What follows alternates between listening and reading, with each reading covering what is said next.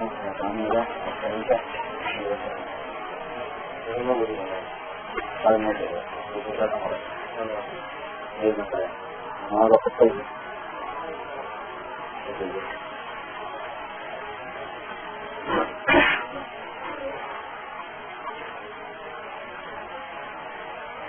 علیکم ورحمۃ اللہ وبرکاتہ. نحمده ونستعينه ونستغفره ونؤمن به ونتوكل عليه ونعوذ بالله من شرور انفسنا ومن سيئات اعمالنا. من يهده الله فلا مضل له ومن يضلل فلا هادي له.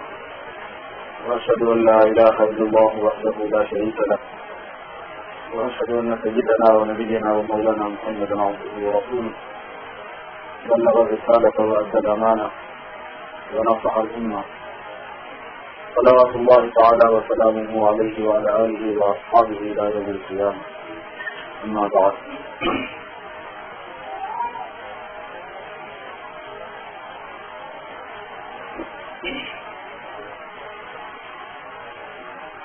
أعوذ بالله من الشيطان الرجيم. بسم الله الرحمن الرحيم. لقد جاءكم رسول من أنفسكم عزيز عليه ما عنتم حريص عليكم بالمؤمنين رؤوف رحيم. فإن تولوا فقل حسبي الله لا إله إلا هو عليه توكلت وهو رب العرش العظيم. برادران اسلام اور خواتین اسلام،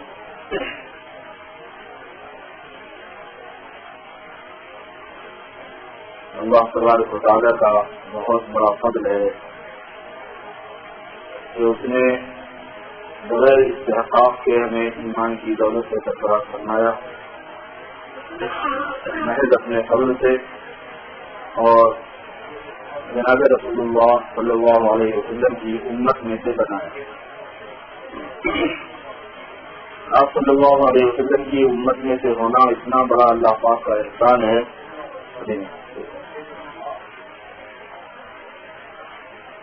کہ اس کا صحیح اندازہ آدمی کو اس وقت ہوگا جب اولین اور آخرین جمع ہوں گے اللہ رب العزت کے دربار میں، اور احمد صلی اللہ علیہ وسلم کی امت کے ساتھ جو اللہ پاک کی عنایت اور مہربانی ہے اور ان کے ماننے والوں کے ساتھ اللہ پاک کا جو خصوصی برتاؤ ہے وہ سامنے آئے گا، اور حضور اکرم صلی اللہ علیہ وسلم کی شفاعت اور ساتھ کو متحرین کو نیکوں کو بھی اور بروں کو بھی جو ملے گی، جب پتہ چلے گا کہ آپ کی امت میں ہونے کی کیا حالت ہے.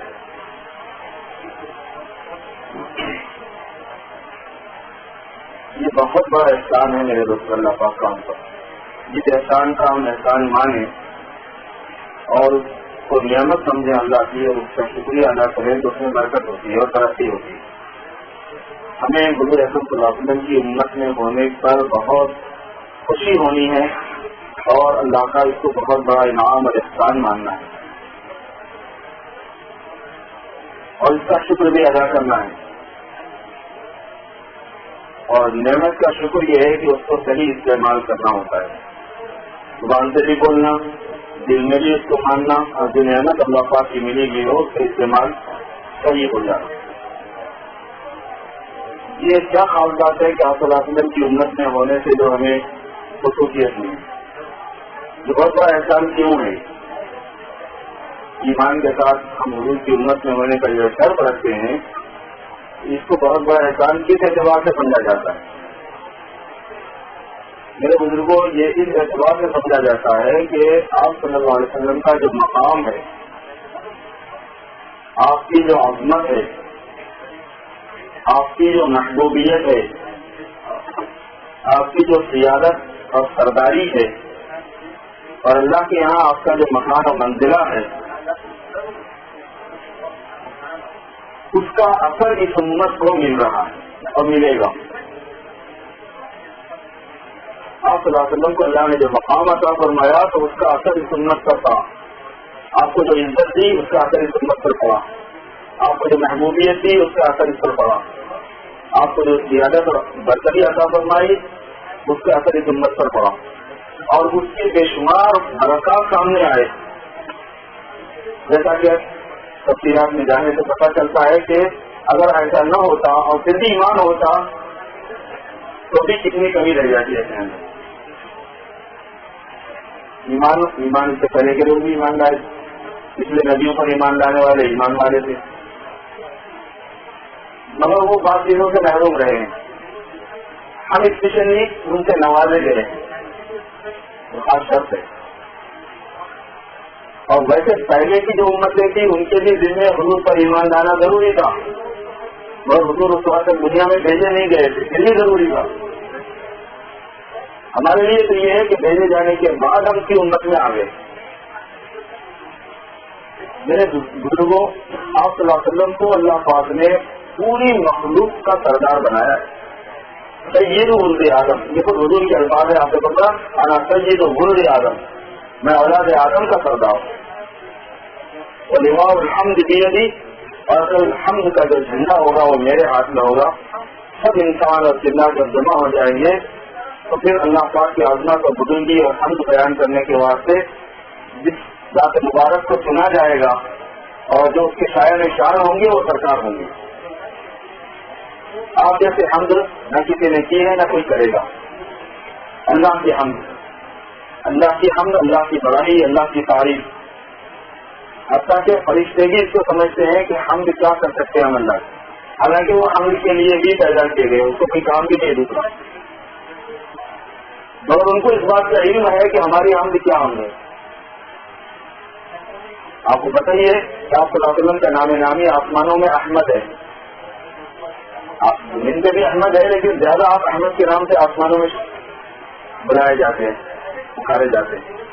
اور دنیا میں آپ صلی اللہ علیہ وسلم کا نام زیادہ مشہور محمد ہے صلی اللہ علیہ وسلم. احمد کے معنی زیادہ تعریف کرنے والا، اور محمد کے معنی جس کی زیادہ تعریف کی گئی.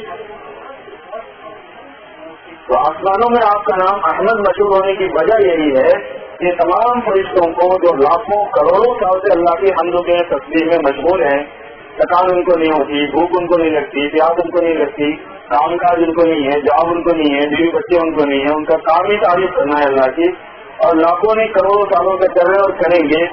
ان کو اس بات کا اندازہ ہے کہ یہ ساری حمد ایک طرف اور جناب رسول اللہ صلی اللہ علیہ وسلم کی حمد ایک طرف. تو ان کو یہ معلوم ہے کہ تعریف تو کرنے والا بندہ وہ ہے، اس لیے ان کا نام احمد ہے آسمانوں میں، یہ زیادہ تعریف کرنے والے وہ ہیں.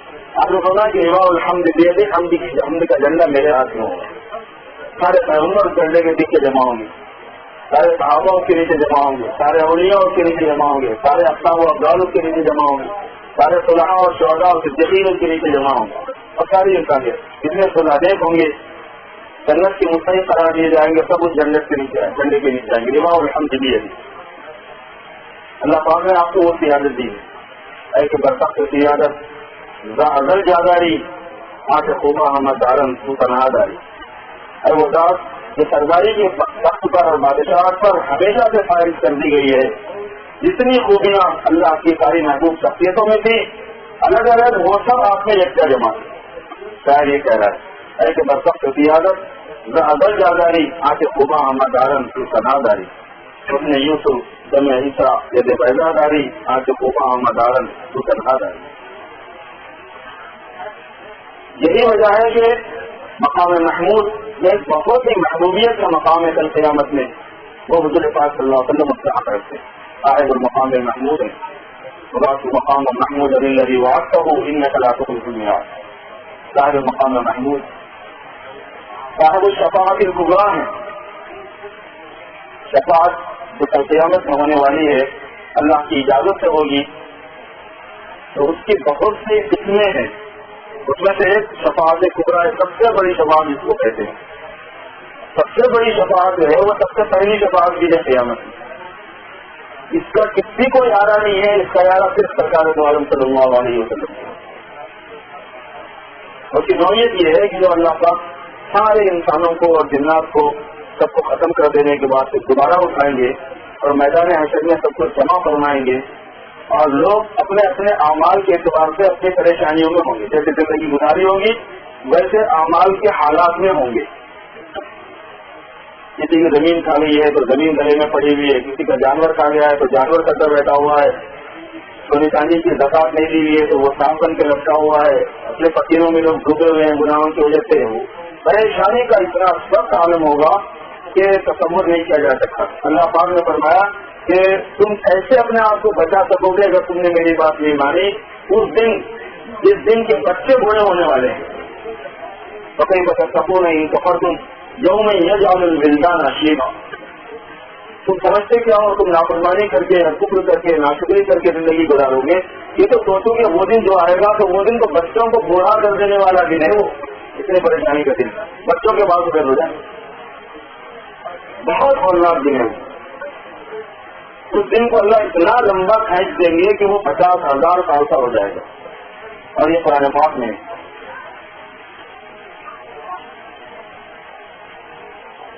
پورے معارف کے اندر اللہ پاک نے اس کو بیان کرنا ہے۔ كان مقداره 50,000 سنة، كانت الملائكة والروح إليه في يوم كان مقداره 50,000 سنة فاصبر صبرا جميلا۔ ان لوگوں کے حالات اس دن کے لیے جمع کر دیے جا رہے ہیں جو دن 50,000 سال کا ہوگا، آپ تھوڑا سا صبر فرما لیجیے۔ انہم یرونہ قریبا انہم یرونہ بعیدا ونراہ قریبا، اس کو تو یہ لوگ بہت دور دیکھ رہے ہیں لیکن ہمارے تو سامنے بالکل قریب ہے۔ یوم تکون السماء کالمہل وتکون الجبال کالعجل، جس دن آسمان تلچھٹ کی طرح ہو جائے گا اور جس دن پہاڑ روئی کی طرح ہونے لگیں گے۔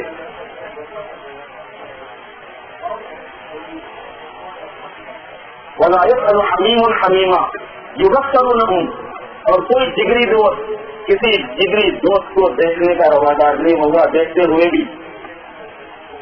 ہوئے بھی کوئی کسی کا ساتھ دینے کو تیار نہیں ہوگا۔ یہ وہ دن ہے يود المجرم لو يفتدي من عذاب يومئذ ببنيه وصاحبته واخيه وفصيلته التي تؤويه ومن في الارض جميعا ثم ينجي كلا انها لظى نزاعة للشوى تدعو من ادبر وتولى وجمع فأوى۔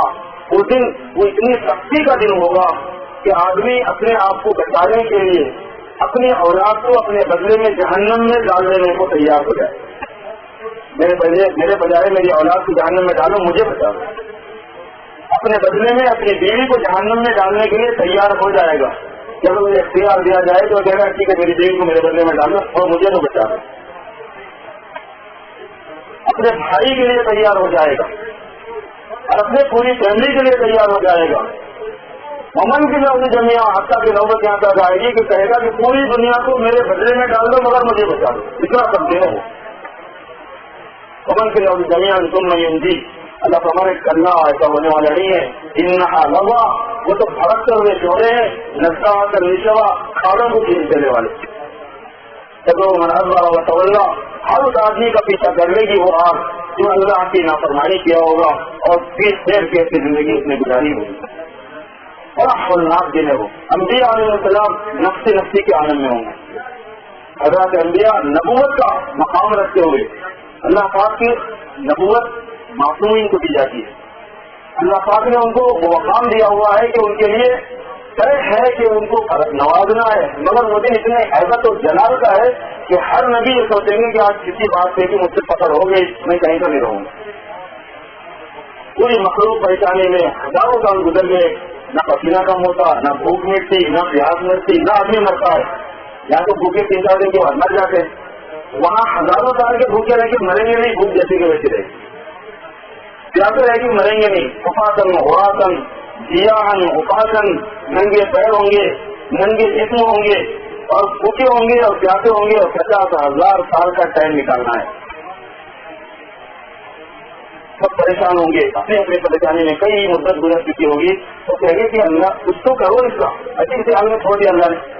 ایسے جلال کا اظہار کرنا اس میں غصے کا کہ اس سے پہلے کبھی نہیں ہوا ہے اور کچھ پتا نہیں چل رہا کہ کیا ہوگا، کریں گے بھی کچھ اسٹیپ لیں گے نہیں لیں گے، کوئی اقدام کریں گے نہیں کریں گے، تو اللہ سے دعا کر کے کہیں گے کہ وہاں سے حساب کتاب شروع کر دیں، جس کو جنت میں جائے وہ وہاں جائے گا، جس کو جہنم میں پڑنا ہے وہ جہنم میں پڑے گا، تو اس مصیبت سے تو نکلے۔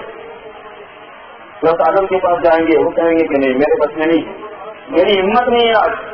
اگر اللہ نے پوچھ لیا کہ میں نے تم سے ایک بات کہی تھی کہ جنت میں تم وہ درخت کو خرید مت جاؤ، تم چلے گئے تھے، میرا منہ کیا ہے آج پوچھنے، مجھے ہمت نہیں ہے، اللہ کے جلال سے میں بہت ڈرا ہوا ہوں۔ اگر لوگوں کے پاس جائیں گے وہ کہیں گے کہ میں نے اپنے بیٹے کے لیے دعا کی تھی، وہ نافرمان کافر تھا، اللہ نے ناراضگی ظاہر فرمائی تھی کہ تم نے اس کے لیے کیوں دعا کی. ابراہیم کے پاس جائیں گے وہ کچھ عذر کریں گے, حضرت موسیٰ کے پاس جائیں گے وہ کچھ عذر کریں گے, حضرت عیسیٰ کے پاس جائیں گے وہ بھی عذر کر دیں گے. وہ کہیں گے کہ میں نے تو کچھ نہیں کیا لیکن لوگوں نے مجھے بیٹا بنایا اللہ کا, اور میری اس پر پکڑ ہوگی کہ تجھے تو میرا بیٹا بنایا گیا, اتنا بڑا شرک میرے ساتھ کیا گیا, اتنی گندگی میرے ساتھ کی گئی. دنیا میں اس سے بڑی کوئی گالی اللہ کے لیے نہیں ہے. حدیث میں یہ بات اللہ کے لیے جو سب سے بڑی میں بڑی گالی ہو سکتی ہے وہ اللہ کو بیٹا بنانے کی ہے.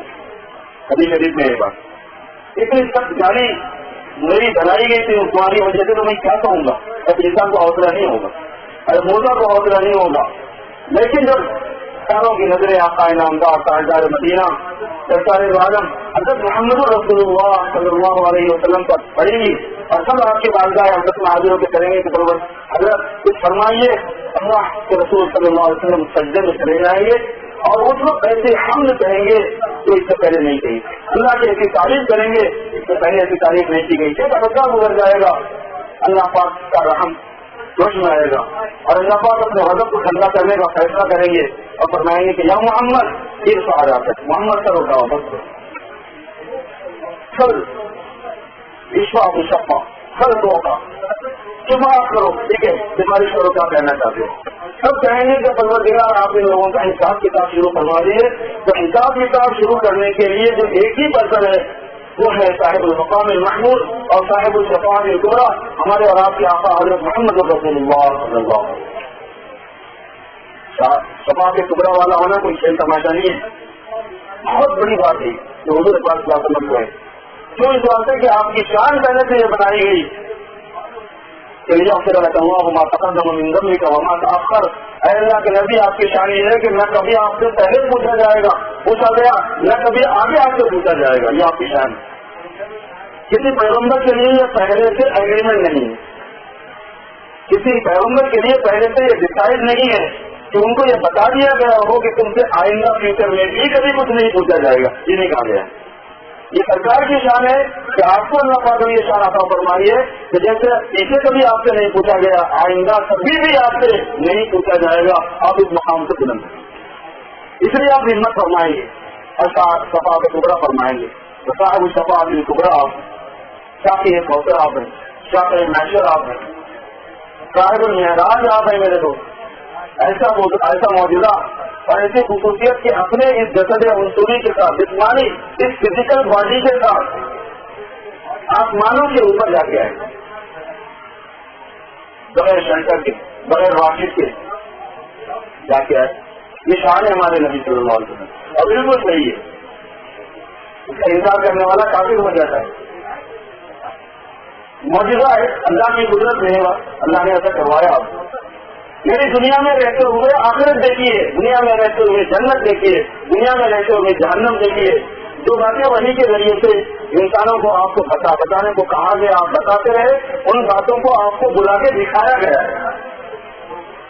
ماننے والوں کا انجام کیا ہے اس کی ڈیٹیلس دکھا دی گئی, نہیں ماننے والوں کا انجام کیا ہے اس کی ڈیٹیلس دکھا دی گئی. جنت و جہنم کا آپ نے مشاہدہ فرمایا ہے. جو حالات آگے آنے والے ہیں, یہ عجیب بات ہے کہ آگے آنے والے حالات کو کیسے دکھایا گیا ہوگا. یہ اللہ کی قدرت میں ہے. آگے اور پیچھے جو ہے نا یہ ہمارے حساب سے, اللہ کے حساب سے سب سامنے ہے. آگے اور پیچھے ماضی مستقبل حال پاسٹ اور پریزنٹ اور فیوچر جو ہے یہ انسانوں کے حساب سے اللہ کی شان ایسی ہے, ان کا علم ایسا ہے کہ ان کے لیے ماضی مستقبل کوئی چیز نہیں ہوتی, ان کے لیے سب حال ہی ہوتا ہے. انہوں نے اپنی شان سے دکھا دیا. باقی چیزیں ایسی ہوتی ہیں کہ اس کا حساب بالکل الگ الگ ہوتا ہے. یہاں سے انڈیا پاکستان جو ہے ہمارے حساب سے تو دور ہے, جس کا ہمارے حساب سے دور ہے. انگلینڈ ہمارے حساب سے دور ہے, مگر زمین کے حساب سے کیا ہے. آپ زمین سے پوچھیں کہ تیرے سے انڈیا کتنی دور ہے, پاکستان کتنی دور ہے, امریکہ کتنی دور ہے, افریقہ کتنی دور ہے, وہ کیا بولے گی؟ بابا میں تو خود میں لے کے بیٹھی ہوں. ہمارے حساب سے تو آگے پیچھے کی چیز ہے, نزدیک دور کی چیز ہے, مگر زمین کے حساب سے جیسے نہیں ہے. جیسے زمین کے حساب سے زمین کے اوپر کی چیزیں نہیں ہیں تو سولار سسٹم کے حساب سے سورج کے اندر کی چیزیں نہیں ہوتی, اس کے اوپر کے حساب سے اس کے اوپر کی اس کے اندر کی چیزیں نہیں ہوتی. تو اسی طرح اللہ پاک کیونکہ محیط ہے, اور وہ بالکل نہیں صحیح محیط, وہ ہر چیز کو محیط ہے. تو احاطے کی وجہ سے وہ اول اور آخر ہیں، والاول والآخر، وہ اول اور آخر ہیں، اور ظاہر والباطن، وہ ظاہر و باطن ہیں، اندر اور باہر ہیں، اول اور آخر ہیں، قرآن پاک کے الفاظ ہیں، اس لیے ان کے پاس فیوچر بھی پریزنٹ ہے، پریزنٹ بھی پریزنٹ ہے، اور پاسٹ بھی پریزنٹ ہے۔ انہوں نے دکھایا اپنے پیغمبر صلی اللہ علیہ وسلم جو خصوصی معاملہ سرکار دو عالم صلی اللہ علیہ وسلم کے ساتھ ہوا کہ نظیمات کو آپ کے مشاہدے میں لایا گیا، غیب کو آپ کے مشاہدے میں لایا گیا، اس دنیا میں رہتے ہوئے۔ ہمارے نبی کی بڑی شان ہے میرے بزرگوں، اللہ تبارک و تعالیٰ نے سب سے پہلے حضور پاک صلی اللہ علیہ وسلم کی نبوت کا پلان بنایا ہے، ان کو نبی وآدم بین الخلق والطین بین الماء والطین، میں نبی اس وقت بنایا گیا تھا جبکہ آدم ابھی مٹی اور پانی سے بوندے جا رہے تھے۔ یہ ابھی شریف ابھی آدم کی پلاننگ ہو رہی تھی، ابھی آدم کا پتلا تیار نہیں ہوا تھا، ابھی ان کا خمیر ہی تھا اور میری نبوت ڈسائڈ ہو چکی۔ ان کا نبی جن وہ آدم بین الماء والطین، میں نبی ہو چکا تھا جبکہ آدم مٹی اور پانی کے درمیان تھے۔ اللہ نے شخصیت کو اپنا محبوب بنایا، آپ حبیب ہیں، آپ محبوب ہیں، پوری مخلوقات میں ٹارگیٹ ہے، سمجھ لیجیے ہر اس کا ٹارگیٹ ہے۔ آپ اللہ تبارک و تعالیٰ کی حکمت و وصیتوں کو ظاہر کرنے کے لیے بنایا گیا، اللہ پاک کے اسماء و صفات کو ظاہر کرنے کے لیے بنایا گیا، ان کی تجلیات کے لیے بنایا گیا۔ وہ ذات مبارکہ وہ سرکار دو عالم صلی اللہ علیہ وسلم کی ہے، آپ حبیب ہیں۔ اسی لیے جب بھی کوئی نبی آتے رہے، یہ تو طے ہوا مصلحت کے اعتبار سے کہ سب سے آخر میں ہم کو بھیجا جائے گا، لیکن سب سے پہلے آنے والے پر بھی یہ ضروری تھا کہ وہ آپ پر ایمان لائے، اور ان کی امت کو یہ تعلیم دینا ضروری تھا کہ ان پر ایمان لانا، اگرچہ کہ وہ بعد میں آئیں گے لیکن تم کو ماننا ہے۔ اور یہ قرآن پاک میں وہی رحم اللہ میثاق النبیین لما آتیتکم من کتاب وحکمہ ثم جاءکم رسول مصدق لما معکم لتؤمنن به ولتنصرنہ۔ یاد کرو اس وقت کو جب اللہ نے نبیوں سے وعدہ لیا اور یہ فرمایا کہ میں نے تمہیں کتاب و حکمت دی ہے، اس لیے میں وعدہ لے رہا ہوں کہ جب وہ نبی آئے تو تم ان پر ایمان لانا اور تم ان کا ساتھ دینا۔ لتؤمنن به ولتنصرنہ، تم ان کی مدد کرنا ہے۔ اخذتم على ذلكم اصری، اللہ نے پھر اس کی بات کروایا کہ تمہیں اقرار ہے میری اس بات کا اور یہ وعدہ تم مجھ سے لیتے ہو، ایگریمنٹ میرے ساتھ کرتے ہو۔ قالوا اقررنا، سب پیغمبروں کو جمع کر کے کہا، ہم نے کہا کہ ہمیں اقرار ہے۔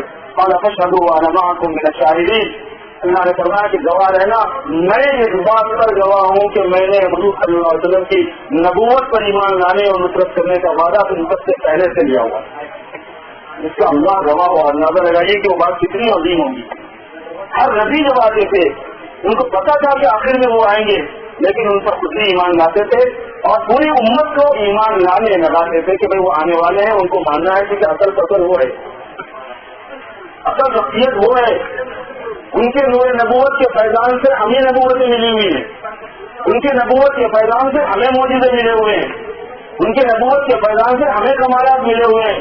یہ مطلب ہے اپنے یوسف دم عیسیت پیسہ داری آج خوبہ احمد عالم کی صنع داری، ہمیں تو سب کچھ ان کے فیض میں ملا ہوا ہے۔ دیا اللہ نے دینے والے اللہ ہیں، لیکن فیض جناب رسول اللہ صلی اللہ علیہ وسلم کا ملا ہے، اس کی برکت سے ہمیں یہ چیزیں نصیب ہوئی ہیں۔ سارے پیغمبر اس کام کے لیے کرتے۔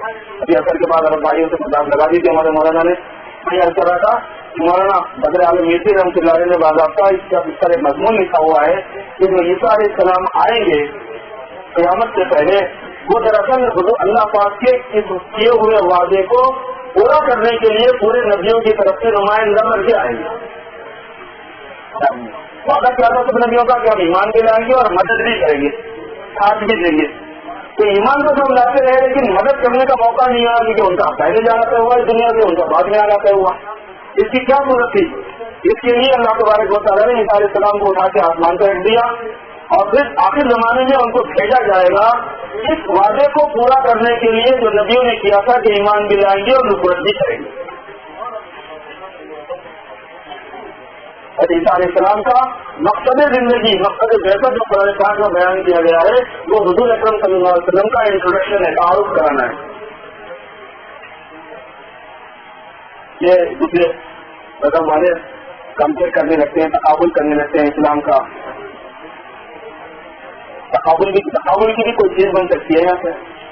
کوئی تقابل ہی نہیں بن سکتا یہاں پہ، تقابل کی کوئی شکل نہیں ہے یہاں پہ. ان کا تو آنے کا کام ہی آپ کا تعارف تھا اور یہ قرآن پاک میں. وَإِذْ عِيسَى ابْنُ مَرْيَمَ يَا بَنِي إِسْرَائِيلَ إِنِّي رَسُولُ اللَّهِ إِلَيْكُمْ مُصَدِّقًا لِمَا بَيْنَ يَدَيَّ مِنَ التَّوْرَاةِ وَمُبَشِّرًا بِرَسُولٍ يَأْتِي مِن بَعْدِي اسْمُهُ أَحْمَدُ صلی اللہ علیہ وسلم. بنی اسرائیل کو عیسیٰ علیہ السلام نے کہا تھا کہ بنی اسرائیل میں آیا اس لیے ہوں کہ تم کو سمجھا دوں اور خوشخبری دے دوں ایک رسول کی جو میرے بعد آنے والے ہیں اور ان کا نام احمد ہوگا. تو ان کا پرپس تھا اس دنیا میں آنے کا. مجھے لیکن جب وہ پیغمبر دلیلوں کو لے کر آئے تو انہوں نے کہا کہ یہ تو جادو ہے. ومن اظلم ممن افترى على الله الكذب وهو يدعى الى الاسلام. اس سے بڑا ظالم کون ہے جو اللہ پر جھوٹ کو منسوخ کرتا ہے. اللہ فرما رہا ہے یہ میرے پیغمبر ہے اور سامنے والا کہہ رہا میں نہیں مانتا تو اس نے اللہ کو کیا مانا؟ جھوٹا ہی مانا. نعوذ باللہ. اللہ اس کو فرما رہے ہیں ومن اظلم ممن افترى على الله الكذب وهو يدعى الى الاسلام والله لا يهدي القوم الظالمين. يريدون ليطفئوا نور الله بافواههم. لوگ چاہتے رہیں گے کہ اللہ کے اس نور کو محمد صلی اللہ علیہ وسلم کے لائے ہوئے دین کو بجھا دیں اپنے منہوں سے بول کے دماغوں سے احترام کر کے. يريدون ليطفئوا نور الله بافواههم والله متم نوره ولو كره الكافرون. اللہ اپنے نور کو پورا کرے گا. هو الذي ارسل رسوله بالهدى ودين الحق. واللہ وہ ہے جس نے اپنے پیغمبر کو ہدایت اور دین حق کے ساتھ میں بھیجا ہے لیظہرہ علی الدین کلہ تاکہ سارے دینوں پر اس کو غالب کرے. ولو کرہ المشرکون. مشرکین کو چاہیے بات اتنی آپ سن لو لیکن یہ ڈیسائیڈڈ ہے یہ صحیح ہے ایسے ہی ہوگا. تو عیسیٰ علیہ السلام کی تشریف آوری اس لیے ایک عیسائی عالم ہے ایک مسلمان عالم کے پاس پہنچا اور ان سے مناظرہ کرنے لگا اور ایک لپیٹ سے اس نے بات کی. اس نے کہا کہ میں ایک بات آپ سے پوچھنا چاہتا ہوں. میرے کیا چلیں گے کہ ایک آدمی راستہ چلتے ہوئے آیا اور ایک چوراستے پہ آ کے بھٹک گیا کہ اس کو کدھر جانا ہے. راستے پہ جا رہا تھا آگے اس کو چوراستہ مل گیا. اب میرے مندر کے لیے ادھر جانا ہے آگے جانا ہے کہ سمجھ میں نہیں آ رہا. تو وہ دو آدمیوں کے پاس پہنچا. ایک آدمی لیٹے ہوئے ہیں ایک آدمی بیٹھے ہوئے ہیں. تو اس نے پوچھا کہ اچھا بتاؤ اس کو کس سے پوچھنا چاہیے. سمجھ گیا. اس نے پوچھا کہ آپ بتاؤ کہ کس سے سوال کرنا چاہیے. ایک آدمی لیٹا ہوا ہے ایک آدمی بیٹھا ہوا ہے. تو اللہ پاک جو ہے دین کی برکت سے علماء کو وہ عقل دیتے ہیں وہ سمجھ دیتے ہیں کہ اندازہ نہیں کر سکتے آپ کے قرآن حدیث کی علم میں کیا برکت ہے.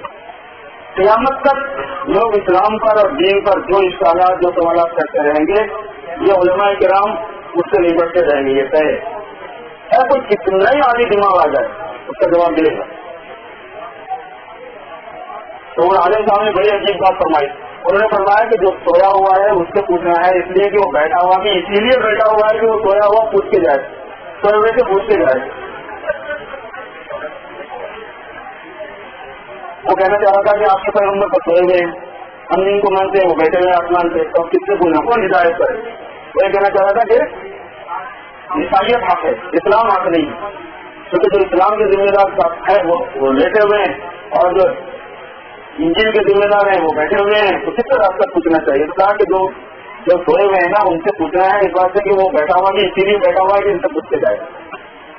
کیونکہ وہ آئیں گے نصرت کے لیے کیونکہ ان سے انہوں نے وعدہ کیا اللہ سے کہ میں نصرت کروں گا. اس لیے عیسیٰ علیہ السلام جب آئیں گے تو وہ انجیل کو فالو نہیں کریں گے وہ قرآن کو فالو کریں گے. ہے پیغمبر ہو اور پیغمبری کینسل نہیں ہوتی کبھی بیاس نہیں ہوتی. پیغمبری ایسا ہوتا ہے کہ جس کو کبھی کینسل نہیں کیا جاتا مگر وہ پیغمبری چلائیں گے نہیں اپنی. اور یہ کتنی بڑی بات ہے آپ اندازہ لگائیے کہ پیغمبر ہوتے ہوئے اپنی پیغمبری کو چھوڑ کر حضور صلی اللہ علیہ وسلم کے اللہ میں پاکیزہ طریقے سے چلیں گے. وہ قرآن کو فالو کریں گے وہ حدیث کو فالو کریں گے خود بھی فالو کریں گے اور ساری انسانیت کو فالو کرائیں گے اور ساری انسانیت میں اعلان کر دیں گے کہ اب ایک ہی راستہ ہے مختلف اسلام. اب یہاں پہ 4-5 دینے کا ٹائم نہیں رہا یہ کہیں گے کہ 7 دینے کا اب ٹائم نہیں ہے. ولا وبر الا خلق الله الاسلام بعز عزيز وذل ذليل. کوئی کچا مکان کوئی پکا مکان کوئی جگہ دنیا میں ایسی نہیں رہے گی کہ اس میں اسلام داخل کر کے چھوڑ دیں گے. چاہے عزت والا عزت سے قبول کرے یا ذلیل آدمی ذلت کے ساتھ قبول کرے مگر اس کے لیے چارہ نہیں ہوگا اسلام کو جانے کے. یہ سرکار کی شان ہے کہ پیغمبروں کو ان کی نصرت کے لیے اٹھا کے رکھا گیا ہے. کہ اللہ تبارک و تعالیٰ کا ایک نظام ہے، بڑی شان ہے. عرش کا جو عرش کی جو پیشانی ہے جہاں سے پوری کائنات کی اسٹارٹ ہے، پورا یونیورسل شروع ہوتا ہے، کیونکہ عرش کہتے ہیں وہاں سے جہاں سے کائنات شروع ہے، جہاں سے پوری کائنات شروع ہے اس کا سائن بورڈ ہے بنا ہوا. یہ کیا ہے؟ یہ یونیورسل کیا ہے؟ یہ سولار سسٹم کیا ہے؟ یہ زمین آسمان کا نظام کیا ہے؟ تو یہ بتانے کے لیے ہے کہ یہ کیا سبب ہے. اس سائن بورڈ پر یہ بات لکھی ہوئی ہے لا الہ الا اللہ محمد رسول اللہ صلی اللہ علیہ وسلم. یہ اللہ کی الوہیت کی دکان اور محمد صلی اللہ علیہ وسلم کی رسالت کی دکان ہے، یہ اس کا جاتی سینٹر ہے. عرش والے تیری عظمت کا علو کیا جانے، خسروا عرش پہ اڑتا ہے فریرا تیرا. عرش والے تیری عظمت کا علو کیا جانے، خسروا عرش پہ اڑتا ہے فریرا تیرا.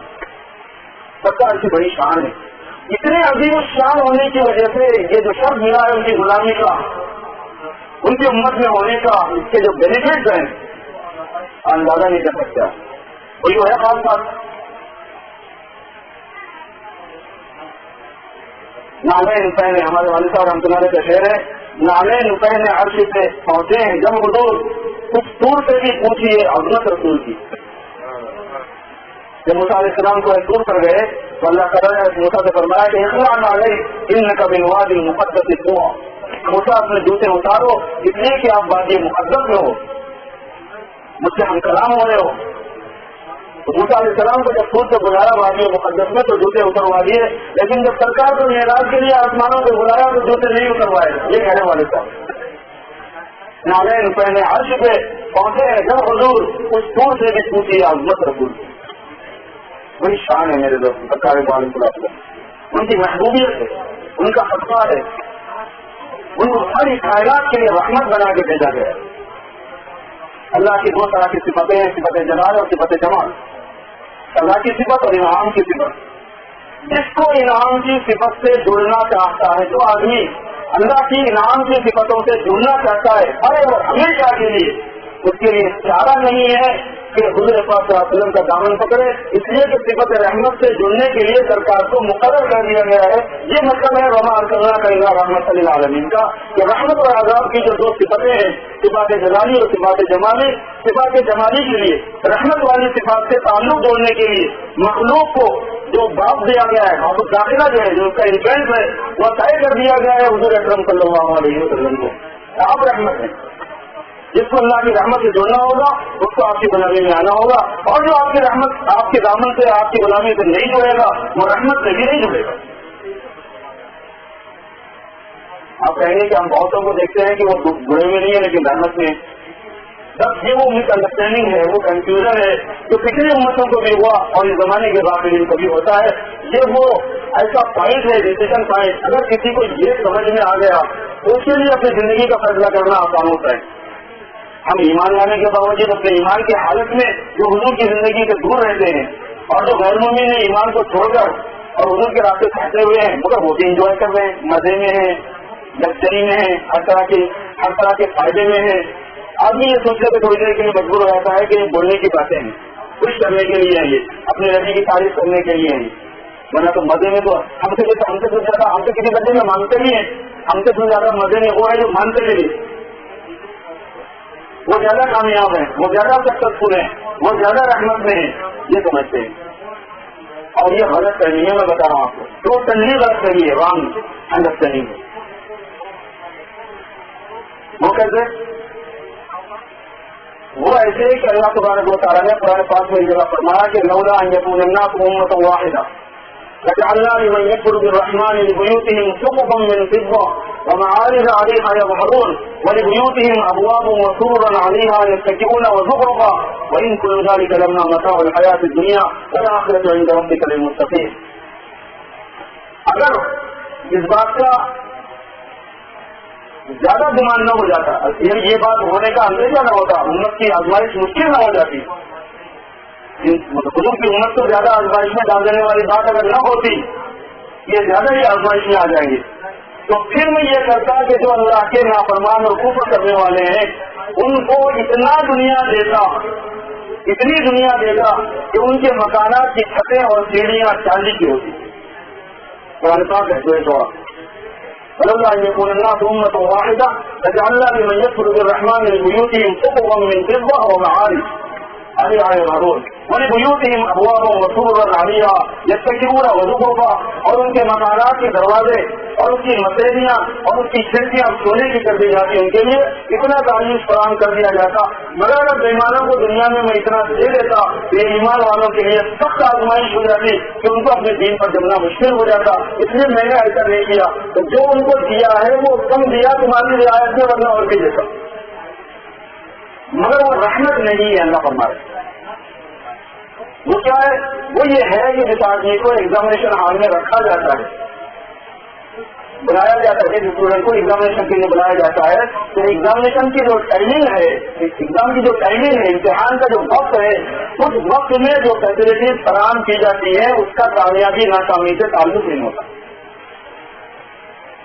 ایگزامینیشن ہال میں پہنچے پڑھنے والا بھی پہنچا نہیں پڑھنے والا بھی پہنچا اور وہاں پہ اے سی چل رہا ہے. یہ تھوڑی ہے کہ جو بچہ اچھا پڑھتا لکھ رہا وہ تو اے سی سے فائدہ اٹھائے گا دوسرا دھوپ میں کھڑا ہو جائے. وہاں کولر رکھا ہوا ہے ٹھنڈا پانی رکھا ہوا ہے کچھ پانی کو کون پیے گا؟ جو اچھا نمبر لکھ رہا وہ پیے گا جو اچھا بچہ جس نے اچھا نہیں لکھا وہ نہیں پیے گا. وہاں پہ پیپر رکھے ہوئے پینسل رکھے ہوئے وہاں پہ ڈیسک رکھے ہوئے اس کو یوز کرنا ہے. تو وہ جو فیسلٹیز ہے ان فیسلٹیز کو امتحان کی خاطر یوز کرنے سب کو دیتے تو کامیابی ناکامی کا تعلق نہیں ہوتا. وہاں رحمت اور عذاب کی میننگ جڑتے نہیں ہوتے جاتے. وہ تو بعد میں جس نے پتہ لکھ دیا کامیابی کا اس کے لیے کامیابی کا فیصلہ ہوتا ہے سب پتہ چلتا ہے کہ کامیاب ہوا. اور جس نے پتہ نہیں لکھا آگے بھی کرتا رہا. ہمارے پاس تو انڈیا میں یہاں تک ہوتا ہے کہ محنت انہیں کچھ نہیں کی ادھر سے ادھر کرکٹ آوارگی ہو کچرے انسان میں پہنچے تو آپ نے سکھائی نہیں لکھنے کو چھوٹی چھوٹی گولیاں شادی بنائی گولی بنائی اس کے سب بنائی گولی بنائی اس کے اگر ٹائم پاس کر کے آتے ہیں مگر فائدہ اٹھاتے ہیں 3 ساڑھے 3 گھنٹے کا. یہ دنیا اتنی ٹیمپرری ہے کہ جیسے ہمارے اپنے لائف میں بچوں کے امتحان کے لیے جتنا ٹائم ہے اللہ کی اپنے طرف میں یہ دنیا کی زندگی کا ٹائم اس سے چھوٹا ہے. ہمارے طرف میں بچوں کے ایگزام کا جو ٹائم ہوتا ہے ایگزامینیشن ہال میں اللہ کے طرف میں اس دنیا میں ہمارے لیونگ کا جو ٹائم ہے وہ اس سے بھی چھوٹا ہے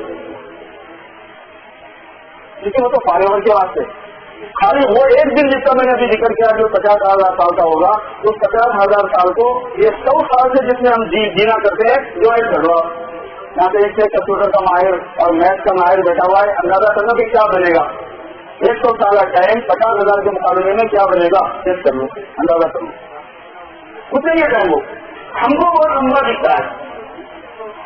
ہمیں لگتا ہے کہ بہت بڑے بھی جب ٹائم نکل جاتا ہے تب پتا چلے گا کہ وہ تو کوئی لمبا تھا نہیں. جیسے یہاں جو بیٹھے ہوئے کسی کے 50 کسی کے 60 کسی کے 70 کسی کے 40 کسی کے 30 سال گزر گئے. اب یہ جو ٹائم پاس ہو گیا وہ کیا ہے آپ کا جو کچھ دیکھا جو گنا افسانہ تھا اور پھر کیا ہوگا بس اتنے سی حقیقت ہے پڑے گئے خواب ہستی کی کہ آنکھیں بند ہو اور آدمی افسانہ ہو جائے. جب مرتے ہیں تو پوری دنیا افسانہ اور جو ٹائم گزر گیا وہ کچھ یاد نہیں ہے. نہ مٹھائیاں یاد ہیں نہ اچھی اچھی ڈشز یاد ہے نہ جو انجوائے کیا تھا وہ یاد ہے نہ تکلیفیں یاد ہیں مرتے کتنے مرتبہ بچے وہ بھی یاد نہیں ہے. ایک بزرگ کہا کرتے تھے جب کوئی یوں کہتا ہے کہ مرتے میں تک گیا تو وہ کہا کرتے تھے تو بچتے مرے گئے کب تک بچے گا بچے مر رہے ہیں. یہ ٹائم اتنا ہے یہ دھوکہ آئے جو ہے کس کو ہوا قوم نوح کو ہوا ہے قوم سمود کو ہوا ہے قوم شعیب کو ہوا ہے اصحاب ایکا کو ہوا ہے قوم لوط کو ہوا ہے قوم فرعون کو ہوا ہے یہ قارون کو ہوا ہے دھوکہ یہ فرعون کو ہوا ہے دھوکہ یہ شداد کو ہوا ہے دھوکہ یہ نمرود کو ہوا ہے دھوکہ یہ حامان کو ہوا ہے دھوکہ. یہ تو دھوکے والے دھوکہ کھائے ہوئے لوگ ہیں جن کو پتا ہے وہ سمجھ جاتا فرعون کہ هذه الانهار تجري من تحتي اليس لي ملك مصر وهذه الانهار تجري من تحتي فلا تبصرون. کیا میرے لیے مصر کی بادشاہت نہیں ہے اور کیا میرے محلات کے نیچے سے نہریں نہیں بہتی تمہاری آنکھیں بھی کیا تم اندھے ہوئے کا یہ سوچنا تھا موسیٰ علیہ السلام کے ماننے والوں سے اور اپنے حواریوں سے. ہارون نے کیا کہا تھا ہارون نے کہا تھا کہ میں انما اوتیتہ علما من عندی میں اپنے ہنر سے اور اپنے قابلیت سے کمایا تو دولت ہوئی اور اتنی جمع کی کہ قرآن کے بیان کے مطابق جن جگہوں پہ اس کا مال دفن رکھا ہوا تھا اس کے جو لاکر تھے تو لاکروں کی جو فیس تھی وہ چابیوں کو اٹھانے کے لیے 9 آدمی درکار تھے. یہ قرآن کا بیان. میں آپ کیا کمائیں گے؟ کتنے ڈالر جمع کریں گے؟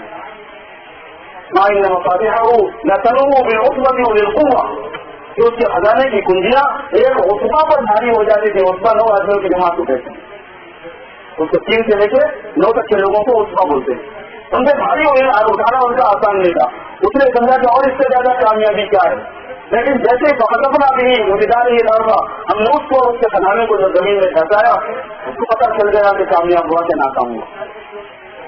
فرعون کو جب اللہ پاک نے گویا پانی میں تب پتا چلا کہ کہاں نہیں ہوا میرے ملک کے مصر اور کہاں نہیں ہوا نہار و نہریں جو تیرے محل کے نیچے سے بہتی تھی. اور اللہ نے مار کے کیا کیا؟ فنش کر دیا. کیا فنش نہیں کیا؟ ہاں انہوں نے ترجمے میں فنش کر دیا. مار کے اللہ پاک فنش نہیں کرتے, مار کے پکڑ رہے ہیں. مار کے فنش نہیں کرتا آدمی کو اللہ پاک پکڑ لیتا ہے. اس دنیا سے ہٹا لینے کا نام موت ہے, ختم کر دینے کا نام موت نہیں ہے. اس لیے انتقال ہوتے فلاں صاحب کا انتقال ہو گیا. انتقال کے بعد ایک جگہ سے دوسری جگہ چلے جانا, منہ ہو گئے. انتقال کے بعد منہ ہو جانا. شکاگو سے فلوریڈا منہ ہو گئے, فلوریڈا سے شکاگو منہ ہو گئے. انتقال کی اثر مانے ہوئی کیونکہ ابھی فنش نہیں ہوتا. قرآن پاک میں یہ ہے کہ جس دن سے میں نے فرعون کو پکڑا ہے, قرآن پاک کے الفاظ, جس دن سے میں نے فرعون کو پکڑا ہے اس دن سے روزانہ 2 مرتبہ آپ کی سزا اس کو اور اس کی قوم کو دیتا ہوں. النار يعرضون عليها غدوا وعشيا ويوم تقوم الساعة أدخلوا على فرعون أشد العذاب. اس سے مارے جان کو ڈالنے میں کیا مطلب یہی آواز میرے کو ڈسٹرب کر رہے تھے, غور کریں گے. پھر رات میں اس کی گرمی تو ہو جائے گی تو میری شوگر کم ہو جائے گی. قرآن پاک میں اللہ نے فرمایا کہ النار يعرضون عليها غدوا وعشيا, آگ پیش کی جاتی ہے ان پر صبح میں اور شام میں. وہاں پہ بھی ڈنر کا سسٹم ہے مگر آگ کا ہے, آگ کی فضا کا ہے. روزانہ 2 مرتبہ ہوتا ہے. اور کوئی صاحب مجھے بتایا کہ کتنے سال ہو اس عمر کے؟ 2,500 سال ہو گئے اس عمر, قریب 2,500 سال ہو گئے.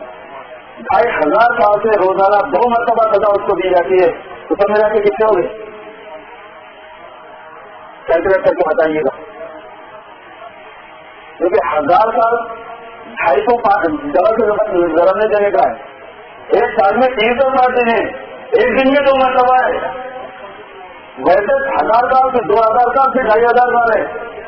لاکھوں مرتبہ تو جھوٹے پڑ چکے ہیں اب تک, لاکھوں مرتبہ آپ کی سزا دی گئی ہے. اچھا جب قیامت ہوگی تو معلوم ہے کیا ہے؟ پہلے پاک میں نے فرمایا وَيَوْمَ تَقُومُ السَّاعَةُ أَدْخِلُوا آلَ فِرْعَوْنَ أَشَدَّ الْعَذَابِ. اور جس دن قیامت قائم ہوگی تو اللہ کہیں گے کہ اے فرعونیوں اس سے زیادہ سخت عذاب میں جاؤ جتنا اب تک تھا. اب پیچھے آنے کا کوئی مسئلہ نہیں ہے, ہمیشہ ہمیشہ کے لیے عذاب میں آ گیا. اور سیریس دینے کی بات ہوتی ہے نبیوں کی بات, اللہ کی بات اور اللہ کے نبی کی بات. یہ ان کی کائنات ہے, ہماری نہیں ہوتی.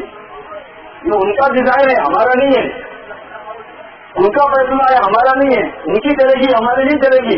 ہم سمجھ رہے ہیں کہ 2-4 روز کی زندگی میں منمانی جو چاہے کر سکتے ہیں, زیادہ عیاشی کر لو, بالکل سے اڑا لو. کہاں جائے گا بندہ؟ جا ہی نہیں سکتا ہے. حرامت پکڑنے ایک جگہ اللہ نے فرمایا بندہ نہیں, اگر تم میری بات نہیں ماننا چاہتے آسمان زمین کے اندر سے نکل جاؤ. یا معاشر الجن والانس ان استطعتم ان تنفذوا من اقطار السماوات والارض فانفذوا.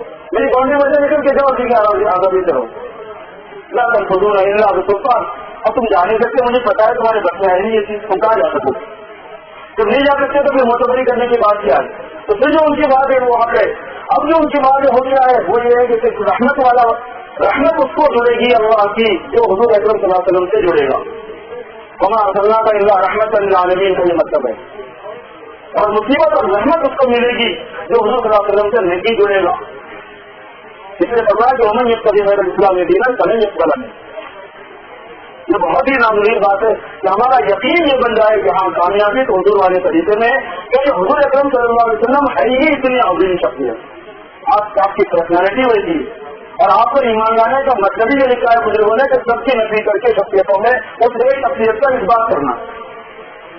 بادشاہ کی شخصیت سے کچھ نہیں ہوگا, وزیر کی شخصیت سے کچھ نہیں ہوگا, مالدار کی شخصیت سے کچھ نہیں ہوگا, عہدیدار کی شخصیت سے کچھ نہیں ہوگا. पहलवान की दस्ते से कुछ नहीं होगा, मैं इनसे जोड़ लूंगा तो कुछ नहीं हो जाएगा, मैं ये खुद बन जाऊंगा तो कुछ हो जाएगा, इनसे कुछ नहीं होगा। शख्सियत सिर्फ एक है जिसका इस्तेमाल किया जाएगा और वह है मोहम्मद रसूलुल्लाह सल्लल्लाहु अलैहि वसल्लम। अल्लाह ने आपको ये मकाम बनाया है, इसकी वजह से ये बेनिफिट है कि जब हम उनकी गुलामी में होंगे तो और लोगों को जो थोड़े अमल पर थोड़ा दिया जाएगा, हमको थोड़े अमल पर बहुत ज्यादा दिया जाएगा। हमारी उम्रें छोटी है, छोटी अंदर की है, पिछलों की उम्र 1000 से 2000 के दरमियान में हुआ करती थी, लेकिन हमारा एक दिन का अमल उनको ओवरटेक कर देता है। एक दिन का, एक रात का अमल उनको ओवरटेक कर देता है। ये उनकी हुजूर की बरकत से है। हमारा थोड़ा खर्च करना बहुत ज्यादा शुमार होता है। युरब्बी सदक़त अहदुकुम कमा युरब्बी अहदुकुम फुलूवहु, तुम्हारे थोड़े थोड़े से पैसों के खर्च को मैं पालता हूँ जैसे कोई अपने घोड़े के बच्चे को पालता है। अल्लाह ताला फरमाते हैं पिछले लोगों ने जो कुछ कमाया था आखिरत के एतबार से उनको आखिरत में मिलेगा।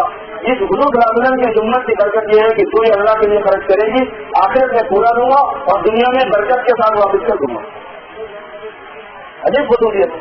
कुछ लोगों के लिए माले गनीमत हलाल नहीं था, इस उम्मत के लिए माले गनीमत हलाल है। कुछ लोगों के लिए हर जगह इबादत नहीं थी, इस उम्मत के लिए पूरी जमीन इबादत की जगह है। कुछ लोगों के लिए मट्टी जो फांसी का काम नहीं करती थी, इस उम्मत के लिए मट्टी फांसी का काम करती है। मेरे लिए जमीन को मस्जिद और तहूर फांसी का जरिया बना दिया गया। जब ये उम्मत दुनिया में फैलेगी और जाएगी, कहीं पानी मिलेगा कहीं नहीं मिलेगा, मिलेगा तो वजू करो, नहीं मिलेगा तो तयम्मुम करो। तयम्मुम नहीं था पहले। जब ये उम्मत फिरेगी अल्लाह के नाम को लेकर और मेरे नबी के पैगाम को लेकर, तो कहीं मस्जिद होगी कहीं नहीं होगी, मस्जिद बनने का इंतजार करेंगे क्या? नहीं, पहले उनको नमाज पढ़े दो, पूरी मस्जिद में जाकर पढ़ हो जाएगी। पहले भी ये खसूसियत है। छोटे छोटे अमल को बड़ा बना दिया गया है और थोड़े से अमल पर ज्यादा उजरत दी गई है और माफी की शक्लें बनाई गई है। पहले ये था कि किसी ने नाफ्तुल में कमी की, उनकी पिटाई हो गई। किसी ने कौमेलूद का अमल किया, उनकी पिटाई हो गई। किसी ने जनाब वाला ज़कात अदा नहीं की, उनकी पिटाई हो गई। अब ये देखिए हुजूर की बरकत से जीने का मौका सबको है, खुद की तरफ। एक साथ पिटाई सबके नहीं होगी, ऐसा है। हुजूर ने दुआ फरमाई कि मेरी उम्मत को एक साथ 5 लाख करना उनकी वजह से, उनकी वजह से। अल्लाह ने फरमाया ठीक है, सिवा नहीं करेंगे। पूरी उम्मत एक साथ फिनिश हो जाए नहीं होगा, जब क़यामत आने वाली होगी जब ही होगा। आखिरत में हुजूर पाक सल्लल्लाहु अलैहि वसल्लम कोई क़िरात पर खड़े होकर पूरी उम्मत के लिए या रब्बी सल्लिम या रब्बी सल्लिम या रब्बी सल्लिम, कि अल्लाह मेरी उम्मत को आसानी से गुजार देना, मेरी उम्मत को आसानी से गुजार देना, पूरों को निकलवा देंगे। जो लोग अपने गुनाहों की वजह से जानने में डाले जा चुके हैं, इब्तिदा में ईमान भी था और गुनाह भी थे, हुजूर पाक सल्लल्लाहु अलैहि वसल्लम की शफाअत अलग होगी। वो शफाअत के कुबरा की बात की है कि आपको अल्लाह पाक इजाजत दे देंगे कि अच्छा है हबीब, तुम हमारे हबीब हो और तुम्हारा दिल दुखता है और मैं तुम्हारे दिल के दुखने को गवारा नहीं करूंगा, लिहाजा जाओ जहन्नम में खुद जाकर कितनों को निकाल सकते हो निकाल। और हुजूर सल्लल्लाहु अलैहि वसल्लम जहन्नम में जाएंगे तो आपको तकलीफ नहीं होगी, वो तो जहन्नम के कुछ नसीब है कि आप आगे वो ठंडी हो जाएगी।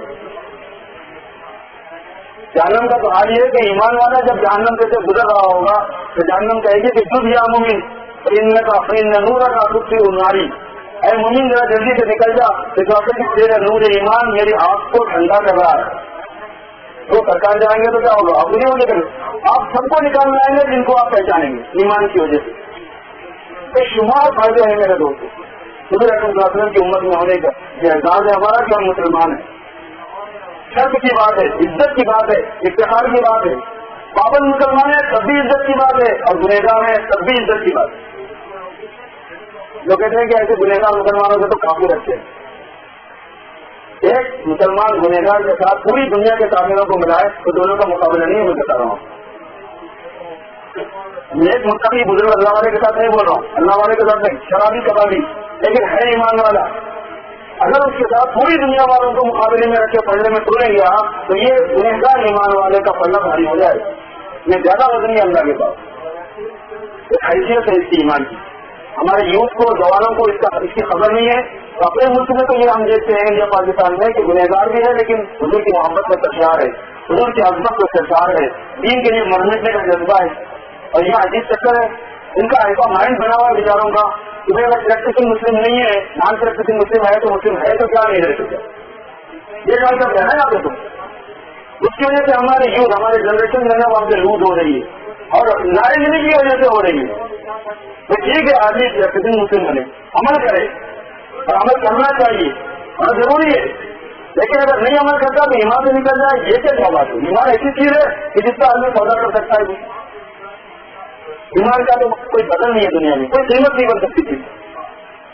مسلمان رہنا، ایمان پر جینا اور ایمان پر مرنا، یہ جذبہ میرا اور آپ کا رہنا ہے، اور اپنے گھروں میں بچوں میں بچیوں میں مردوں میں اور عورتوں میں یہ بات دکھانا ہے کہ حضور اکرم صلی اللہ علیہ وسلم کی نسبت سے ہمارے پاس ایمان کی نعمت کا رہنا اور آپ کے دامن سے جڑے ہوئے رہنا اگرچہ کے خطاؤں اور گناہوں کے ساتھ ہے، وہ بھی کتنی بڑی نعمت ہے، لیکن موقع کو غنیمت جان کر ان خطاؤں کی اصلاح کر لینا اور اپنے آپ کو صحیح کر لینا ہے تاکہ ایمان کامل ہو جائے اور حضور پاک صلی اللہ علیہ وسلم کی سچی پکی غلامی میں ہم داخل ہو جائے، آپ کے وفادار غلاموں میں شمار ہو جائے ہمارا۔ اللہ تبارک و تعالیٰ نے آپ کو آخری نبی بنایا اور قیامت کے لیے بنایا۔ جو کام نبیوں کو دیا جاتا تھا وہ اس امت کو دے دیا گیا کہ اگر امت میں دین کی محنت کی ضرورت پڑے گی تو تم کو ہی کرنا ہے، کوئی نیا نبی نہیں آئے گا۔ پہلے ایسا ہوتا تھا کہ وہ آخری نبی نہیں ہوتے تھے، اگر انسانیت میں تباہی زیادہ ہو جاتی اور انسانوں کے بس کی چیز نہیں ہوتی دوسرے انسانوں کے تو نبی بھیج دیے جاتے تھے۔ اس امت پر اللہ پاک نے یہ فضل فرمایا ہے کہ یہ پوری امت بھائی سے مجموعی وہ کام کرے گی، اگر حالات بگڑ بھی جائیں گے تو نبی نئے نہیں آئیں گے، تم کو ہی کرنا ہے۔ اس کی شرط اس کی عزت دی، بہت بڑے گھر کی بات ہے، بہت بڑی عزت کی بات ہے، اس کا فائدہ دیا، اس کا ثواب بتایا، اس کے فضائل بتائے کہ یہ محنت تم کو کرنی پڑے گی۔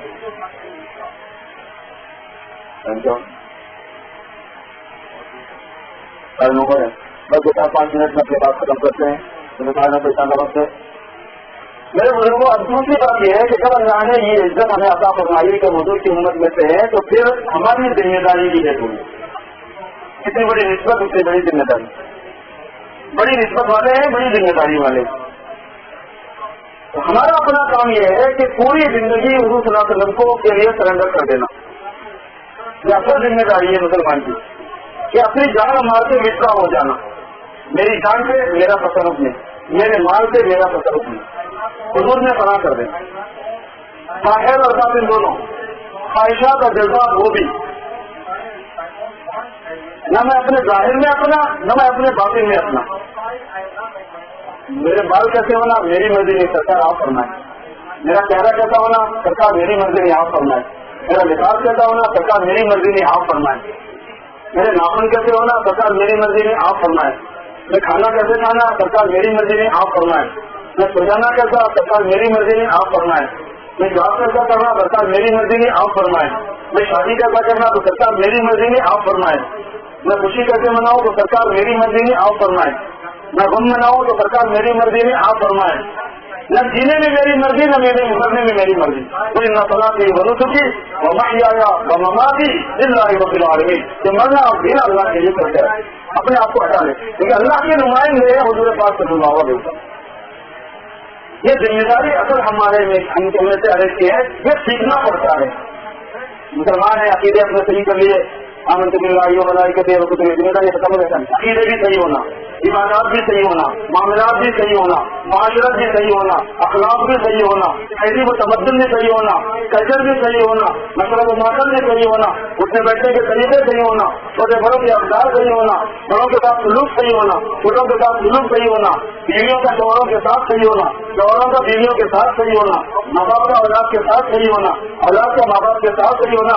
اسلام تمہیں گویم مسلمانم بردم کہ دارم مشکلات ہے مسلمان۔ علامہ اقبال کہتا ہے کہ جب اپنے کو مسلمان بولتا ہوں تو کام میں لگتا ہوں کہ مجھے پتا ہے مسلمان بولنے کا مطلب کیا ہے۔ اللہ نے فرمایا کہ ابراہیم علیہ السلام نے تمہارا نام مسلمان رکھا ہے اور ابراہیم مسلمان تھے۔ وہاں پہ جس جگہ فرنسا کو یہ مضمون ہے وہاں بیان کیا گیا کہ ابراہیم کیا کرتے تھے، ابراہیم نے کیسے بیوی بچوں کو چھوڑا مار دیا ہے جزیرہ میں، ابراہیم نے کیسے بیٹے کو چھوڑا چڑھائی، ابراہیم نے کیسے آگ میں کودنے کے لیے تیار ہو گئے، ابراہیم نے کیسے اپنے پوری قوم کی مخالفت کو برداشت کی، کسی کی پرواہ نہیں، کسی کی مجھے پرواہ نہیں۔ ہم سربن کے ہوتے ہیں کہہ دیتے ہیں کہ تم ہمارے کیا مخالفت کرو گے، ہم تمہارے مخالف ہیں۔ وہ تو بہت آگے کی چیز تھے ابراہیم علیہ السلام، ان کا معاملہ بہت آگے کا تھا۔ وہ جذبہ ہمیں دیا گیا ملت ابراہیمی، اسی وجہ سے اس امت کا نام ہے۔ حضور صلی اللہ علیہ وسلم کی امت سے بہت سے نام ہے، اس میں سے ایک یہ ہے کہ یہ ابراہیمی ملت ہے، وہ اسی وجہ سے کہ مزاج ابراہیمی پر دل لکھی گئی ہے، اس کا اس امت کا مزاج ابراہیمی ہے، یہ اپنی جان اور مال میں صرف اللہ اور اللہ کے نبی کو سامنے رکھنے کی حامی ہوگی۔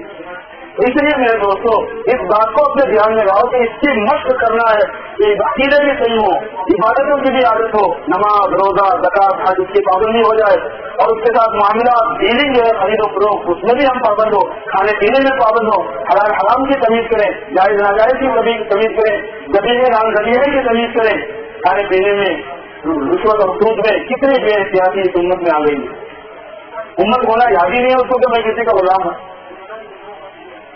اور اپنی تہذیب اور کلچر میں دنیا کو سب سے زیادہ جو چیز اس وقت بادر کر رہی ہے نا وہ آپ کی تہذیب ہے، آپ کے اندر کے عقیدے نہیں ہے، لیکن ایک امتیاز ہے ان کا، ایک پہچان ہے ان کی کہ یہ کسی اور کے غلام ہے، یہ ہمارے غلام نہیں ہے، کیوں یہ اپنے آپ کو شو کرتے ہیں کہ یہ کسی اور کے غلام ہے؟ سمجھ رہے بات میری؟ یہی ہے اگر آپ دیکھیں یہ کیوں شو کرتے ہیں کہ ہم یہ ہمارے غلام نہیں ہے، یہ کیوں شو کرتے ہیں کہ یہ محمد کے غلام ہے؟ ہمارا ایک کلچر ہے، ہماری تہذیب ہے، اور میں آپ کو بتاؤں کہ ہماری زندگی اسی سے قائم ہے، ہماری حفاظت اسی میں ہم تھوڑا اپنے نفس پر جبر کریں، اپنے گھر کا انوائرمنٹ، اپنے گھر کا ماحول، اپنے بچوں کا، اپنے گھر بار کا ایسا بنائے کہ سنت والے عادتیں سنت والے طریقے اس میں ڈیولپ ہو رہے کر رہے ہوں، اس کا مزاج بنائے، کسی سے جھجک نہیں جمانے کی ضرورت نہیں ہے، اللہ کے نام سے ستایا بھی گیا ہے، بادل بھی کیا گیا ہے، قتل بھی کیا گیا ہے، کلی پہ بھی چڑھایا گیا ہے، جیل میں بھی ڈالا ہے، سب کچھ ہوتا ہے اللہ کے نام سے پہلے بھی، تو آپ کیا سمجھتے ہیں کہ قیامت تک ایسا نہیں ہوگا؟ اب آپ کے بندگینا کیا ہو؟ اب آپ کیا تم لوگوں نے یہ سمجھ لیا کہ اگر تم یہ کہو گے تم ایمان لائے تو تم کو چھوڑ دیا جائے گا؟ اب آگے بننا تو بولو آمنا، لوگوں نے یہ سمجھا کہ جب وہ کہیں گے کہ ہم مومن ہیں تو ان کو چھوڑ دیا جائے گا، ان کو آزمایا نہیں جائے گا، اور ختم الذین من قبلہم، ہم نے اس سے پہلے بھی آزمایا ہے، فَلَيَعْلَمَنَّ اللَّهُ الَّذِينَ صَدَقُوا وَلَيَعْلَمَنَّ الْكَاذِبِينَ، اللہ پاک ظاہر کر کے رکھا ہے کہ کون اپنے دعوی ایمان اور نبی کی غلامی کے دعوے میں سچا ہے اور کون جھوٹا ہے، یہ اس کو الگ کرنے کے لیے تھوڑا سا ہوتا ہے۔ اللہ سے عافیت مانگے کہ ہم کمزور ہیں، ہم تو برداشت نہیں ہو سکتی، ہم حالات کا مقابلہ نہیں کر سکتے، ہم آپ سے عافیت مانگتے ہیں، آپ ہمیں دشمنوں سے بھی محفوظ رکھے، دشمنوں کے دلوں میں ہمارے بارے میں جو بدگمانی آ گئی وہ دور فرما دیں، ان کے دلوں کو نرم کر دیں، ہر قسم کی دعا کریں، تجویز بھی کریں، لیکن بات یہ ہے کہ جب آپ دین پہ چلیں گے تو آپ کو دیکھا جائے گا کہ آپ سچائی سے چلنا کہ نہیں، کسی کی پرواہ نہیں کرنا چاہیے۔ اس ملک کے اندر خصوصیت کے ساتھ میں ہمارا امتیاز باقی رہنا ضروری ہے، ورنہ یہ ملک اقسام الامم ہے، امتوں کو کھا جانے والا ملک ہے، تمہاری داستان تک نہ ہوگی داستانوں میں، اس لیے اپنی تہذیب کو معمولی مت سمجھو، اپنے کلچر کو معمولی مت سمجھو، اپنے شعار کو معمولی مت سمجھو، اپنے ظاہر کو معمولی مت سمجھو، ہمارا ظاہر بھی اتنا ہی اہم ہے، ہمارا باطن بھی اتنا ہی اہم ہے، ہم کو ظاہر و باطن دونوں سے سرنڈر ہونا ہے رسول اکرم صلی اللہ علیہ وسلم کے لیے، دونوں کی اہمیت ہمارے پاس ہے، نہیں کہ اندر اچھا ہے تو باہر کی فکر نہیں، باہر اچھا ہے تو اندر کتنا گندا ہے، نہیں وزن ظاہر و باطن دونوں کے غلام نظر آئے آدمی، دونوں میں بنا دینا شروع ہو جائے۔ ہمارے والد صاحب رحمۃ اللہ کا ایک شعر ہے، ٹھوکر فنا حضور میں اپنے کو دیکھنا، ٹھوکر فنا حضور میں اپنے کو دیکھنا کچھ کس طرح کی ہوتی ہے زیارت حضور کی، جو بڑے بڑے اولیاء اللہ گزرے ہیں، جو بڑے نظام الدین اولیاء رحمۃ اللہ علیہ، خواجہ معین الدین چشتی رحمۃ اللہ علیہ، عبدالقادر جیلانی رحمۃ اللہ علیہ، ابوالحسن قادری رحمۃ اللہ علیہ، حضرت ابراہیم بن ادہم رحمۃ اللہ علیہ، حضرت جبیر رحمۃ اللہ علیہ، حضرت فضیل بن عیاض رحمۃ اللہ علیہ، قریب کے دور کے عظیم علاؤدین صابر کریمی رحمۃ اللہ علیہ، کیا تھا ان کو دیکھنا کیا تھا، یہ بالکل سیراب سے کسی تھے، انہوں نے فنا کر دیا تھا اپنے کو، ان کے مجلس میں بیٹھنا بہت بڑی بات ہوتی تھی، اوپر تک جاتی تھی اس کی نسبت، ان کی بات سننا اوپر تک جاتی تھی ان کی نسبت، ان سے ملنا اوپر تک جاتی تھی اس کی نسبت، ان کو دیکھنا اوپر تک جاتی تھی ان کی نسبت، تو منافع نہیں سمجھتا اور ہمارا روم کا ایک سنا دیتا آپ کو خاص ہم نشینی باخدا وہ نشینت در حضور اولیاء، ترجمہ نہیں کروں گا اس کا جس کو پڑھ کے آتی معروم کی بات ہے، ہر کے خاص ہم نشینی باخدا وہ نشینت در حضور اولیاء، ان کی نسبت ادھر چلی جاتی تھی پوری، وہ کرفلا حدود میں اپنے کو دیکھنا کچھ اس طرح بھی ہوتی ہے. میرے دوستوں اس کی بڑی فکر کرنا ہے اپنے جنریشن کے لیے، اپنی اولاد کے لیے، اپنے بچوں کے لیے، اپنی بچیوں کے لیے، اپنی ذات کے لیے، اپنی عورتوں کے لیے، کہ ہمارے گھروں میں ماحول ہو سنتوں پر عمل کرنے کا. سنت چھوٹی چیز نہیں ہوتی، یاد رکھ لو. سنت سے دین کی حفاظت ہے، سنت سے ایمان کی حفاظت ہے. اس کا یہ مطلب نہیں کہ عقیدوں کی اہمیت نہیں ہے، اس کا یہ مطلب نہیں کہ عبادتوں کی اہمیت نہیں ہے. ان کی اہمیت اپنی جگہ پر ہے، وہ بڑی اہم چیزیں ہیں، مگر یہ غیر اہم چیز نہیں ہے، یہ بھی اہم ہے. ابھی اثر کے بعد میں ایک مثال ذکر کر رہا تھا، اپنے ساتھوں میں یاد آئی. ہمارے مثال کو ذکر کر کے اپنی بات ختم کر دیتا ہوں. ابھی ایسی بات ہے حضور کی کہ کرے تو اور کرنا دل بتاؤ، کرنا دل بتاؤ کرنا کان نمبر ہے. 1 گھنٹے میں کیا سناؤں گا؟ 1 گھنٹے میں سامنے والا گرم ہوتے ہیں. وہی ہے کہ ہمارے پاس شہر میں ایک بچہ چل گیا حیدرآباد میں، اور زیادہ چل گیا تو اس کو دوا خانے کو لے گئے. 1 منٹ دعا کرا تو وہاں ڈاکٹر آپس میں ڈسکس کر رہے تھے کہ یہ بچہ بچے گا نہیں، مر جائے گا. ہم لوگ بھی کھڑے ہوئے تھے، ہم کو تو ان کی کوئی معلومات نہیں. تو میں نے ان سے یہ پوچھا کہ بھائی کیوں نہیں بچے گا؟ یعنی کیا اصل بات یہ چاہیے اس کے لیے مر جائے گا؟ اندر کا کچھ تک جل گیا کہ آگ اندر تک پہنچ گئی. کیا ہونے کا کہ اندر کے آرگن پورے صحیح ہے، آگ اندر تک نہیں پہنچی ہے. دل صحیح ہے، دماغ صحیح ہے، کڈنی صحیح ہے، لیور صحیح ہے، سب صحیح ہے، مگر یہ ہے کہ 80% سے زیادہ جل گئی ہے. کھال اس لیے بچنا مشکل ہے، وہاں اتنے انتظامات نہیں تھے، ہو سکتا ہے یہاں آج کل ہو گیا اس سے کیا جو مر بھی گیا. تو جب میں نے پوچھا کہ جب اگر کھال جل جائے تو یہ تو اتنی اہم چیز نہیں ہے، کیوں مر جاتا ہے؟ بھائی دل سب سے اہم ہے نا، وہ تو محفوظ ہے. دماغ سب سے اہم ہے نا، وہ تو محفوظ ہے. کڈنی سب سے اہم ہے نا، وہ تو محفوظ ہے. لیور سب سے اہم ہے نا، وہ محفوظ ہے. اسے مر کیوں رہا ہے؟ تو اسے بڑی اچھی بات کی ڈاکٹر نے، اور مجھے اپنے فیلڈ کے اعتبار سے کام کی چیز ہوئی. انہوں نے کہا کہ جب جلد جل جاتی ہے تو انفیکشن کو روکنے والی چیز نہیں رہتی.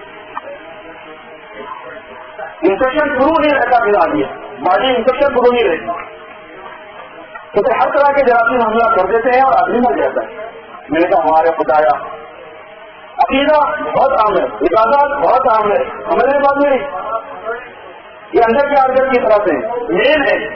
لیکن جو انسان کا ظاہری سنت والا ڈھانچہ اور سنت والے اعمال، یہ وہ چیز ہے جو انفیکشن کو روکنے والی ہے. بے دینی کی، بے ایمانی کی، کفر کی، بے حیائی کی، بدتمیزی کی، ان سارے انفیکشن سے رکنا ہے ایک آدمی کو. پھر سرکار وسلم کے پورے شکل کے ساتھ، آپ وسلم کے ظاہری خاطے کے ساتھ، آپ کی پاکیزہ سنتوں کے ساتھ، اپنے گھر کے اندر آپ کے والے انوائرمنٹ کے ساتھ، قرآن پاک کی تلاوت، ذکر خداوندی، فضائل اعمال اور اس کی عورت کو پڑھنا پڑھانا، سنتوں کی پریکٹس اور مشق، ہر دعاؤں کو یاد کرنا، گھروں میں اس کا چلن رہنا. ایک ماحول چاہیے ہوتا ہے جو انفیکشن دور ہوتا ہے. ورنہ آپ کو پتا ہے کہ کتنے وائرس ہیں، کتنے بیکٹیریا ہیں، بننے کی ضرورت نہیں. اللہ تعالیٰ مجھے اور آپ کو سیرت مبارکہ کے اس موقع پر جو خدا سلام کیا ہے، اللہ اس کو قبول فرمائے اور اس کا سلام نصیب فرمائے ہم سب کو، اور اس کی برکت سے ہم تمام کی مغفرت فرمائے، اور ہمیں سچا ایسا جذبہ دے دے، ایسا عشق دے دے کہ جس میں حضور صلی اللہ علیہ وسلم کی ہر خوشی کو اپنا لینا، آپ کی ہر سنت کو اپنا لینا ہمیں آسان ہو، اور اس کی ہمت دے دے. اور وہ ہمت جن کوششوں سے آتی ہے، اللہ ان کوششوں میں ہمیں انوالو کرے. جس ذریعے سے وہ چیزیں حاصل ہوتی ہیں، ویسے دنیا ہی کچھ آپ کو کرنا پڑے گا، تو سوچنا بھی پڑے گا کہ کیا کرنا ہے. کہ جو چیزوں سے وہ چیز آیا کرتی ہے اس ٹاپک کو میں نہیں جا رہا، اللہ کا وہ بھی نصیب فرما دے. واہ دعوانا الحمدللہ. دعا کرنے والا سفر آپ راجا حضرت اللهم صل على سيدنا مولانا محمد وعلى ال سيدنا مولانا محمد وبارك وسلم. ربنا ظلمنا انفسنا وان لم تغفر لنا وترحمنا لنكونن من الخاسرين. یا اللہ ہمارے گناہوں کو معاف فرما دیجیے، ہمارے گناہوں کو قبول فرما دیجیے. اے مولا کریم اپنے کرم سے حضور پاک صلی اللہ علیہ وسلم کی تسلیم محبت اور عشق ہمارے درمیان رکھا دیجیے، ہمارے دلوں میں اس کی آگ لگا دیجیے. اے اللہ ہماری اپنی خواہشات کو اور اپنے جذبات کو اپنے جلا دیجیے. اے اللہ سچے معنی میں ہمیں آپ کے حدیث کو امتی بنا دیجیے، ان کی غلامی میں سچے معنی میں ظاہر و باطن سے داخل فرما دیجیے. اس کا جذبہ دے دیجیے، اس کی ہمت دے دیجیے. مولانا سے شیطان کی وجہ سے ہم ایسا نہیں کر سکتے. ہمارا عقیدہ وہی ہے کہ بات یہی ایسا ہی ہونا چاہیے. نبی سے زیادہ کسی کی عظیم شخصیت نہیں ہے آپ کے مخلوق میں، ان سے زیادہ کسی کا مرتبہ نہیں ہے، ان کی بات سے زیادہ کسی کی بڑی بات نہیں ہے، ان کے طریقوں سے زیادہ کسی کا فائدے کا طریقہ نہیں. لیکن ہم نفسوں کے مارے ہوئے ہیں، ہم شیطانوں کے مارے ہوئے ہیں، ہم بری عادتوں کے مارے ہوئے ہیں، ہم برے ماحول کے مارے ہوئے ہیں. اے اللہ آپ ہمارے حال پر رحم فرما دیجیے، قدر فرما دیجیے، عافیت کے ساتھ ہماری اصلاح فرما دیجیے، عافیت کے ساتھ تربیت فرمائیے.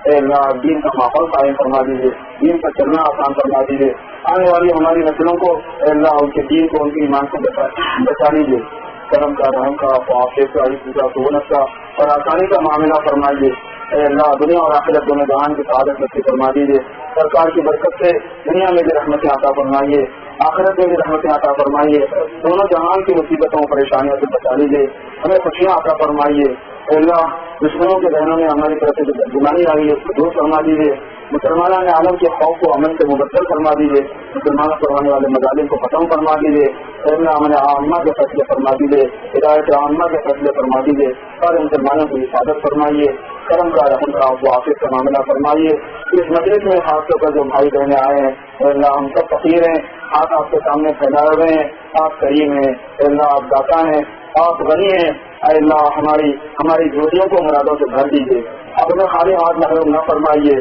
اے اللہ ہمارے گناہوں کو معاف فرما دیجیے، ہمارے والدین کے گناہوں کو معاف فرما دیجیے، پوری امت کے گناہوں کو معاف فرما دیجیے، ہمارے حالات کو بنا دیجیے، ہمارے حالات کو درست فرما دیجیے، اللہ دنیا کی چھوٹی چھوٹی پریشانیوں کو بھی اپنے کرم سے دور فرما دیجیے، ہم بہت غریب و کمزور ہیں، برداشت نہیں کر سکتے، پروردگار اور محض آپ کی رحمت کی مکے میں رہنا چاہتے ہیں اور آپ کی رحمت نامتناہی ہے، اس کے خزانے نامتناہی ہیں، اللہ اپنے کرم سے ہمیں اطراف کی رحمت عطا فرما دیجیے، اے مولا عافیت ہمیں نصیب فرما دیجیے، اے اللہ جتنے بھائی بہنیں ہیں جو بیمار ہیں ان کو شفا دے دیجیے، اے اللہ اس مبارک مجلس کی برکت سے ان بیماروں کو شفا نصیب دے دیجیے، ہمارے متعلقین میں جو بیمار ہیں ان کو شفا دے دیجیے، جو مقروض ہیں ان کے قرضوں کو دور کر دیجیے، جو پریشان حال ہے ان کی پریشانیوں کو دور فرمائیے، جو اپنی اولاد سے پریشان ہیں ان کی اولاد کو نیک صالح بنا دیجیے، اے اللہ گھروں میں ہر میاں بیوی میں پیار محبت پیدا فرما دیجیے، پیار محبت اور اکرام کی اقدار کو زندہ فرما دیجیے، لڑائیوں کو خلفشار کو انتشار کو اپنے پدوں سے دور فرما دیجیے، گھروں میں جوڑ پیدا فرما دیجیے، توڑ کے بچا لیجیے،